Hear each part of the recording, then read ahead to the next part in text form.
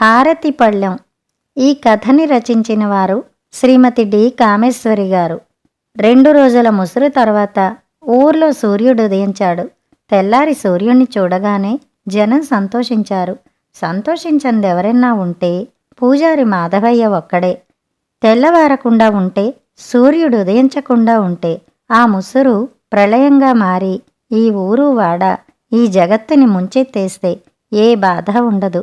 డబ్బు సంపాదించాలి, దినుసులు కొనాలి, వండాలి, కడుపు నింపుకోవాలి, మానం కప్పుకోవాలి, పెళ్ళాడాలి, పిల్లల్ని కనాలి, వాళ్ళకి చదువు సంధ్యలు చెప్పించాలి, పెళ్ళిళ్ళు చెయ్యాలి, కట్నాలు పొయ్యాలి, అల్లుళ్ళని గౌరవించాలి, పురుళ్ళు పోయాలి, బారసాళ్ళు చెయ్యాలి. ఏదీ వదలకుండా సంప్రదాయం ప్రకారం ముద్దు ముచ్చట్లు జరిపించాలి. వీటన్నింటికీ డబ్బుండాలి.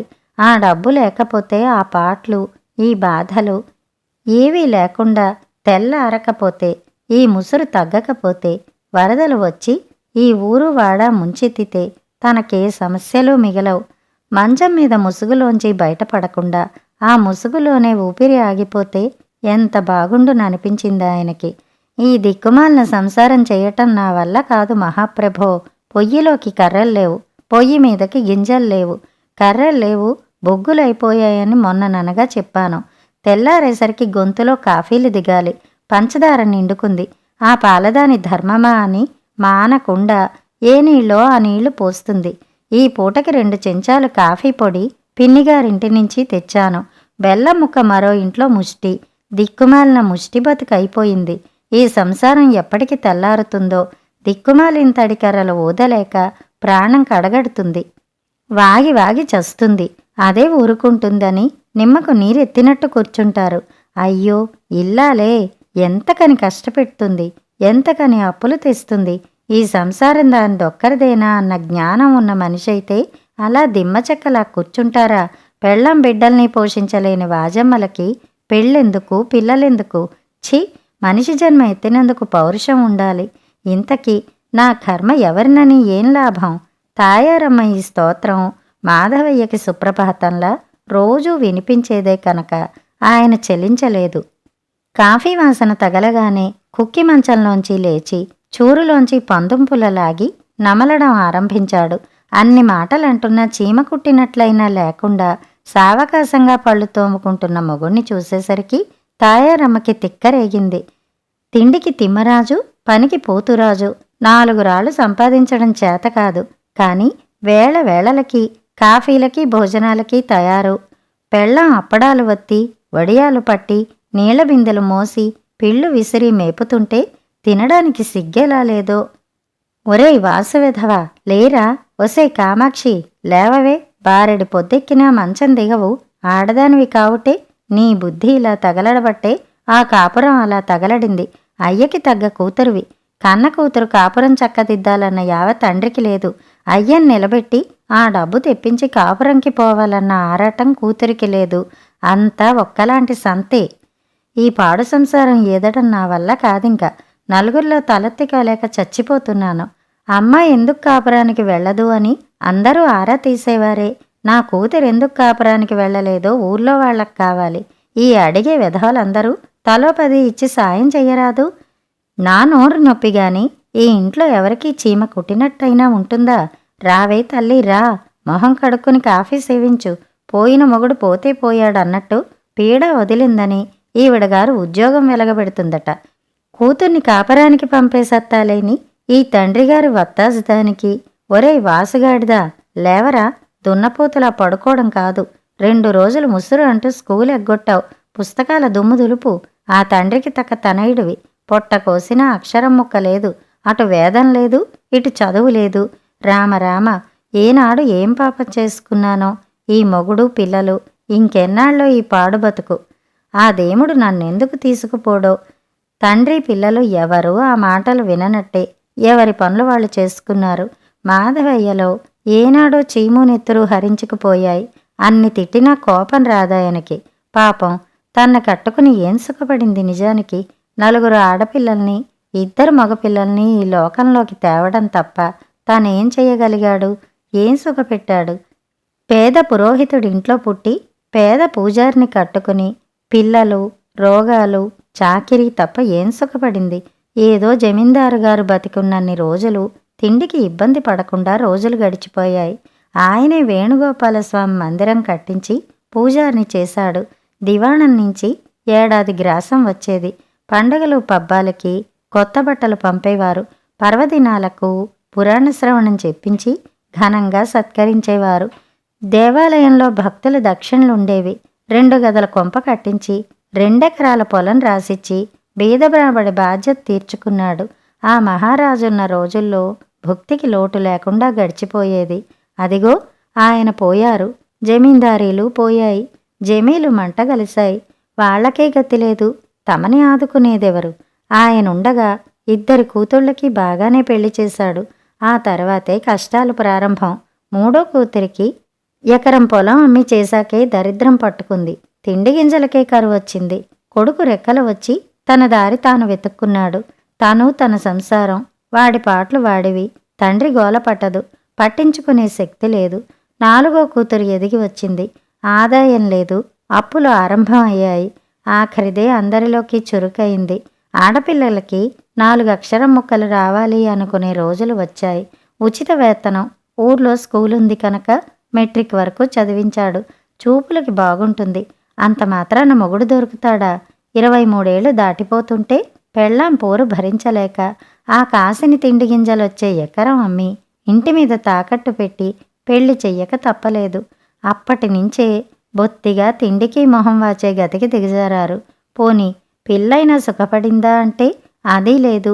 ఇస్తామన్న కట్నానికి 500 పెళ్లివేళకి జతపడక ఇవ్వలేదని, లాంఛనాలు జరపలేదని, సారె తీసుకురాలేదని, మొగుడో త్రాష్టుడు, అత్త గయ్యాళి, మామ చవట అయి దాన్ని తిండన్నా పెట్టకుండా రాపాడించారు.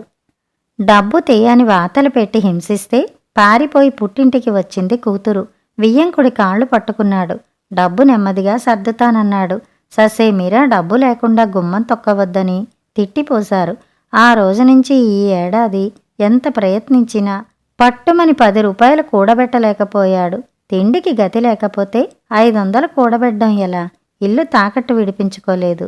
మళ్ళీ అప్పు ఇమ్మంటే ఇల్లు జప్తు చేసుకు డబ్బిస్తానన్నాడు షావుకారు. తల దాచుకోవడానికి ఆ నీడన్నా లేకపోతే తమ గతి ఏమవుతుంది? తను అసమర్థుడు.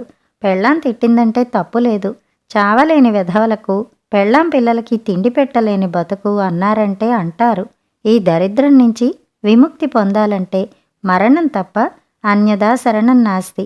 కాని కూతురు కాపరం చక్కపెట్టి కొడుకు మెట్రిక్ అయ్యాక ఎవడి కాళ్ళలో పట్టుకుని వాడికేదో తోవ చూపించాక తాను తోవ చూసుకోవాలి. కన్నందుకు తన కనీస కర్తవ్యం అది.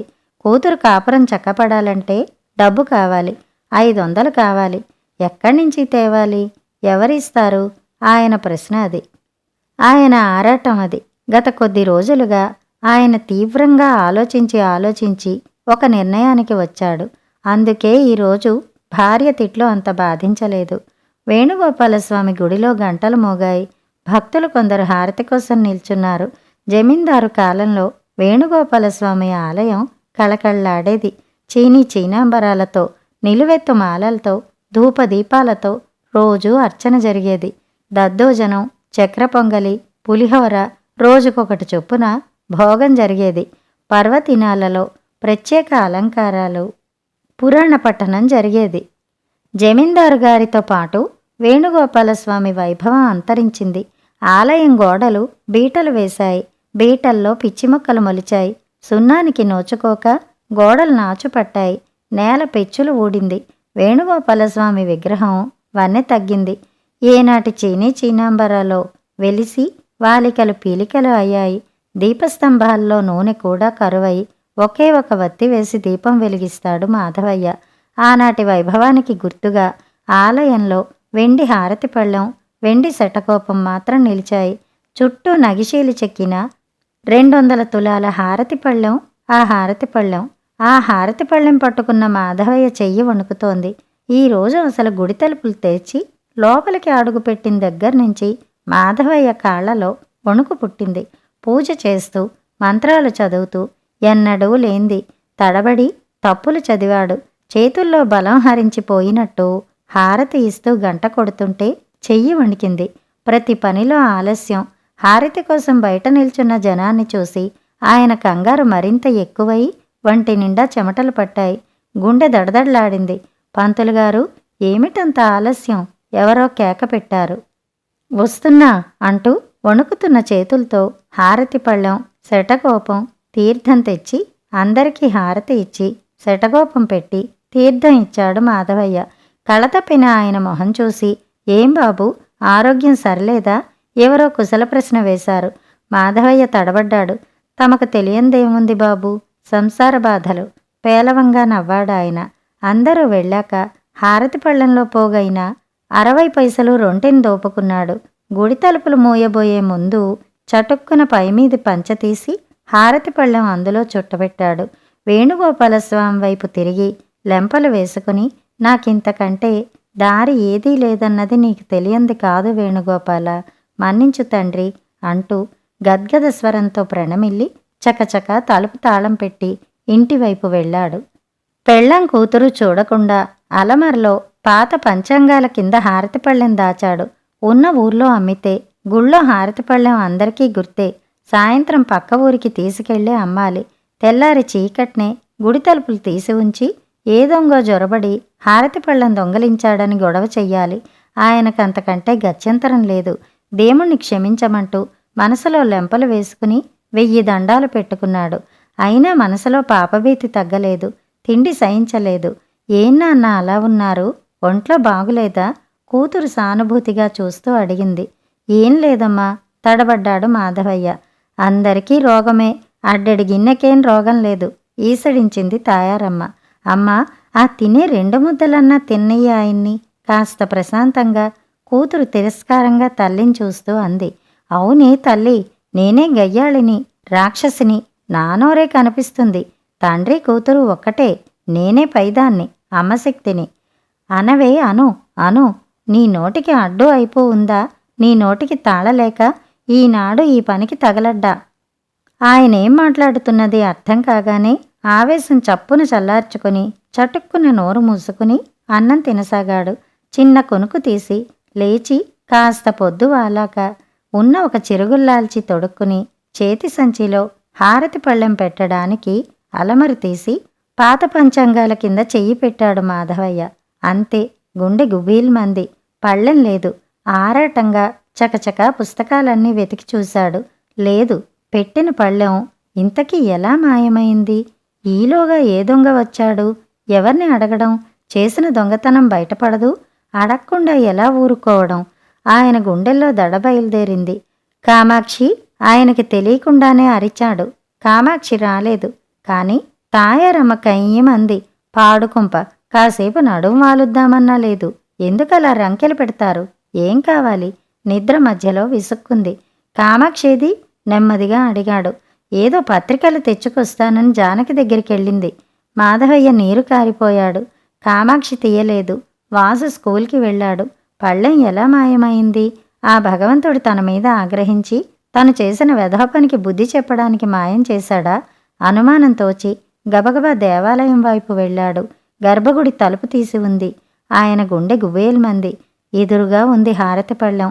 తను పడ్డ కష్టం అంతా ఆ విధంగా వృధా అయిపోగానే ఏదో ఆవేశం, నిస్సహాయత, కసి, దుఃఖం, అవమానం ఆయన్ని ఊపేసింది. వ్రతం చెడ్డ ఫలం దక్కనందుకు ప్రాణం ఉసూరుమనిపించింది. మాయదారి దేవుడు ఎంత పని చేశాడు? దేవుడు లేడని ఎవరన్నారు? ఉన్నాడు. ఎంచక్కా తన పళ్ళెం తను వెనక్కి తెచ్చుకున్నాడు. ఉక్రోషం వచ్చింది మాధవయ్యకి. కసిగా దేవుణ్ణి చూశాడు. ఏమయ్యా వేణుగోపాల, 40 ఏళ్లుగా నీ సేవ చేసుకుంటూ నిన్నే నమ్ముకుని బతుకుతున్నానే. ఒక్కనాడన్నా నా కష్టాలకి జాలిపడి నన్ను ఆదుకున్నావు. ఒక్కరోజు నేనున్నాన్ని ముందుకు వచ్చి సహాయపడ్డావు. ఈనాడు కష్టాల్లో ఉండి తిండికి గతి లేక కట్టుకున్న పెళ్ళం గడ్డి పోచలా తీసి పారేస్తుంటే కన్న కూతురు కాపురం నిలబెట్టడానికి గత్యంతరం లేక నీ హారతి పళ్ళెం అమ్ముకుందామనుకున్నాను. భగవంతుడు కాబోలు భక్తుల కష్టాల్లో ఆదుకోవలసిన వాడివి ఆదుకోకపోగా నీ ఇంతోటి హారతి పళ్ళెం కోసం కక్కుర్తిపడి లాక్కుపోయావా? వెండి హారతి పళ్ళెం నీకెక్కువయిందా? ఎంత నిర్దయుడవయ్యా దేవుడు! నా కన్న కూతురు కాపురం కంటే నీ వెండి పళ్ళెం నీకెక్కువ. నీ కూతురు కాదుగా, నీకెందుకు బాధ? నీవసలుంటే, నీకు ఓ హృదయం ఉంటే ఇలా చేస్తావా? నీవు నల్లరాయివయ్యా, అంతే, ఉత్తి రాతి బొమ్మవి. నిన్ను నమ్మి పూజించే వెర్రివెధవలం మేము. నీవు పాషాణానివి. నీవే ఉంటే రా, లేచి వచ్చి ఆ పళ్ళెం ఇయ్యి. ఇన్నేళ్లుగా కొల్చినందుకు నీ మహిమ చూపు. లేదంటే చూడు ఏం చేస్తానో. పిచ్చివాడిలా ఆవేశంగా అరిచాడు. ఆయన ఒళ్ళంతా చెమటలు పట్టాయి. మనిషి పూనకం వచ్చిన వాడిలాగా ఊగిపోయాడు. నీ కోపానికి బెదరంలే, పో పో పిచ్చివాడా అన్నట్టు వేణుగోపాలస్వామి కదలక మెదలక అలాగే చిరునవ్వులు చిందిస్తూ నిల్చున్నాడు.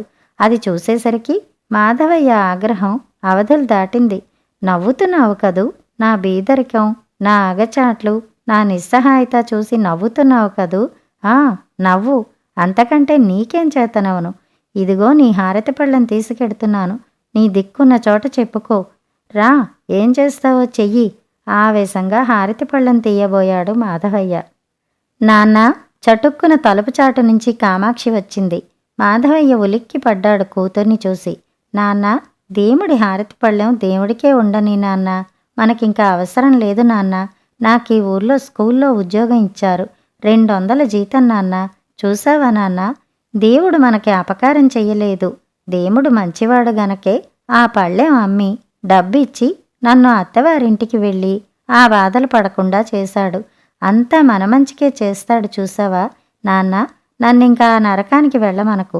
నా కాళ్ళ మీద నేను నిలబడ్డాను. నన్ను నేను కడతేర్చుకోవడమే కాదు, మిమ్మల్ని కడతేర్చగలను. నన్నింక కొడుకనుకో. కామాక్షి గబగబా అంది. కూతురి మాటలు విస్తుపోతూ విన్నాడు మాధవయ్య. అయితే హారతి పళ్ళెం తెచ్చి నీవా పెట్టేశావు ఇక్కడ? అయోమయంగా అడిగాడు. అవును నాన్న, నీ వరస ఇవాళ నాకెందుకో అనుమానం అనిపించింది. ఇందాక అమ్మ దగ్గర అలా అన్నావు. వస్తున్నప్పుడు సంచిలో ఏదో తెచ్చి అలమరలో పెట్టావు. నాకు అనుమానం వచ్చి చూశాను. సరిగా అప్పుడే పోస్టులో నా ఉద్యోగం ఆర్డర్ వచ్చింది. హారతి పళ్ళెం పవిత్ర కార్యానికి పనికొచ్చేది నాన్న. దానితో నన్ను ఆ నీచుడింటికి కాపురానికి పంపడం ఆ దేవుడికి ఇష్టం లేదు నాన్న. కామాక్షి శాంతంగా అంది. మాధవయ్య ఇంకా అయోమయంగానే వేణుగోపాలస్వామి వంక చూశాడు. ఎప్పటిలాగే చిరునవ్వులు చిందించాడు వేణుగోపాలస్వామి. నన్ను తిట్టావు చూసావా అనవసరంగా అన్నట్టు అనిపించింది ఆయనకి. నీ లీలలు చిత్రమైనవి తండ్రి. నన్ను క్షమించు వేణుగోపాల. నీ ముందు మేమెంత వారం. నా అజ్ఞానాన్ని మన్నించు. చేతులెత్తి నమస్కారం చేశాడు మాధవయ్య. ఆయన కన్నీటి పొరల మధ్య మసకగా కనిపించాడు వేణుగోపాలస్వామి నవ్వుతూ. కథ సమాప్తం.